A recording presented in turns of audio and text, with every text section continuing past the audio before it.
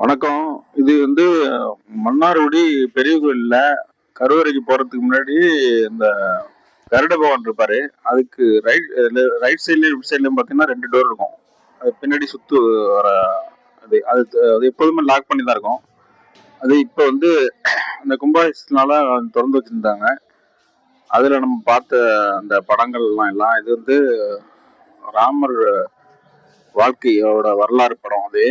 இந்த படத்தை பார்த்தாலே ராமர் என்னென்ன கஷ்டங்களை அனுபவிச்சாருன்னு அந்த படங்கள்லாம் விவரிக்கும்.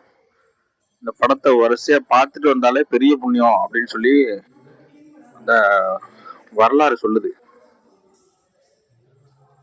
இந்த படத்தை சும்மா பார்த்துட்டு வந்தாலே போதும், நிறைய புண்ணியம் கிடைக்கும் அப்படின்ட்டு சித்தர் குரூப்ல அந்த ஒரு புக் அதுல கூட பார்த்தேன். இது மாதிரி ராமரோட பகவத்கீதையில இருக்கிற படங்கள்ல பார்த்தாலே புண்ணியம் உண்டு. அதே மாதிரி இது பகவத்கீதையில வர படங்கள்ல இது எல்லாமே இருக்கும். பகவத்கீதையில கூட அவ்வளவு படங்கள் இருக்காது. இதுல ராமரோட முழு வாழ்க்கையும் படங்களா வரிசையா வச்சிருக்காங்க. ஆனா யாருமே இதை பாக்குறது இல்ல. வரிசையா பொறுமையா பாருங்க, நல்லா நல்லா பாருங்க. அது என்னென்ன காரணம் அதுல எழுதியிருக்கோன்னு ஜூம் பண்ணி கூட பாருங்க. பாத்தீங்கன்னா ராமரோட வாழ்க்கையோட வரலாற நீங்க ஃபுல்லா படிச்ச மாதிரி ஆயிடும்.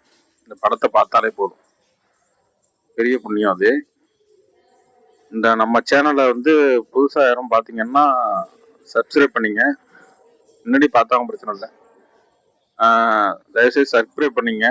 சப்ஸ்கிரைப் பண்ணாதான் அதிசயமான வீடியோக்கள்லாம் உங்களுக்கு வரும், நோட்டிஃபிகேஷன் வரும். பெல் ஐக்கனை கிளிக் பண்ணீங்க, லைக் பண்ணீங்க. அது விளம்பரத்துக்காக சொல்றேன்னு நினைக்க வேணாம்.